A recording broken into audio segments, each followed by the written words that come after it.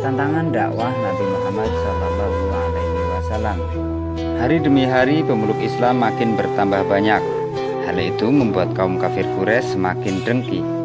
Mereka berusaha menghentikan usaha dakwah kaum muslimin, akan tetapi dengan semangat membaca, kaum muslimin menghadapi tantangan kaum kafir Quraisy itu. Berikut ini beberapa tantangan, rujukan, serta peristiwa-peristiwa penting yang dialami Nabi Muhammad SAW dalam berdakwah. Yang pertama, tantangan dari Abu Lahab. Paman Nabi yang bernama Abu Lahab dan Abu Jahal sangat menentang dakwah Rasulullah SAW. Ketika Nabi Muhammad SAW mengumpulkan para kaum kafir Quraisy di Bukit Sofa untuk menyatakan bahwa beliau adalah utusan Allah Subhanahu wa Ta'ala dan mengajak untuk menyembah Allah, mereka menentangnya, terutama Abu Lahab. Abu Lahab marah dan memaki-maki Nabi Muhammad SAW. Saat itu Abu Lahab mengatakan, "Celakalah engkau wahai Muhammad, untuk inikah engkau mengumpulkan kami?"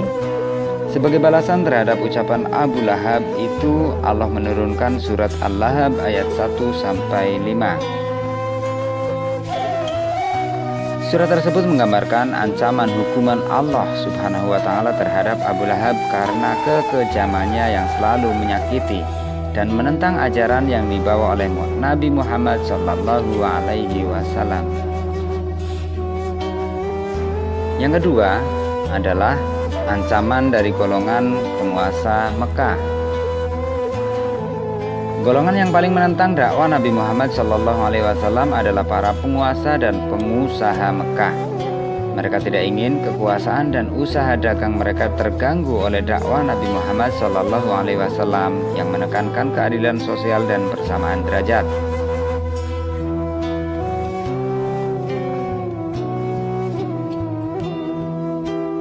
Kaum Quraisy menyuruh Abu Thalib agar memerintahkan Nabi Muhammad SAW untuk menghentikan dakwahnya.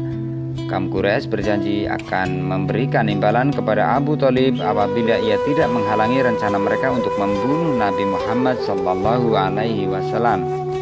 Namun hal itu ditolak oleh Abu Thalib.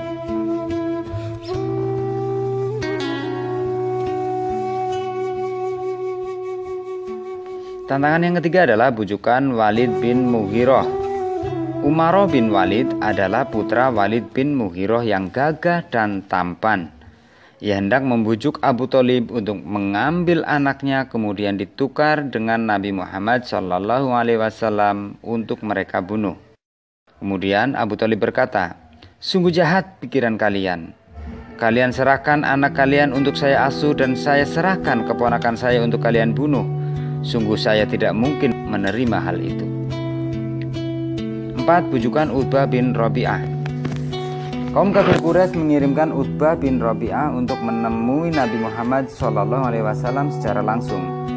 Utbah bin Rabi'ah menawarkan tahta, harta, wanita, dan apa saja yang diinginkan oleh Rasulullah SAW, asalkan mau menghentikan dakwahnya.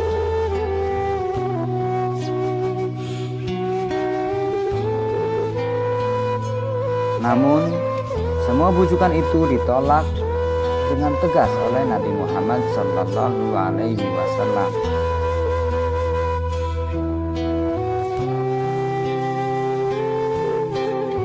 Yang kelima adalah siksaan kaum kafir Quraisy.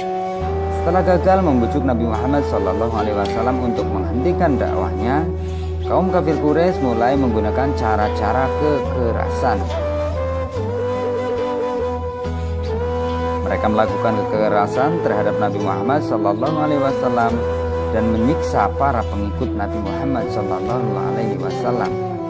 Mereka dipukul, dicambuk, bahkan tidak diberi makan.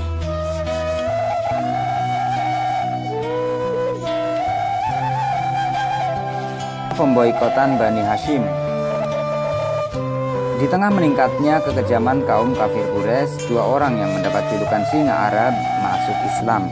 Mereka adalah Hamzah bin Abdul Muthalib dan Umar bin Khattab. Masuk Islamnya dua orang ini membuat kedudukan kaum muslimin semakin kuat. Kaum kafir Quraisy berpendapat bahwa kuatnya kedudukan kaum muslimin adalah karena perlindungan dari Bani Hashim. Oleh karena itu, mereka memutuskan untuk memboikot Bani Hashim, yaitu memutuskan segala bentuk hubungan dengan Bani Hashim. Pemboikotan dimulai pada tahun ke-7 kenabian dan berlangsung selama 3 tahun.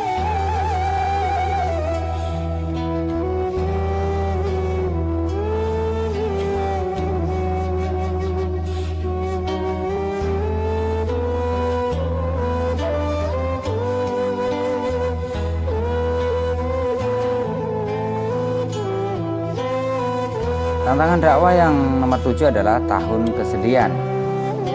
Abu Thalib meninggal pada usia 87 tahun. Kemudian 3 hari kemudian Khadijah juga meninggal dunia. Peristiwa itu terjadi pada tahun ke-10 kenabian. Tahun tersebut diberi nama Amul Husni atau tahun kesedihan. Namun Nabi tetap sabar dan tetap melanjutkan dakwahnya.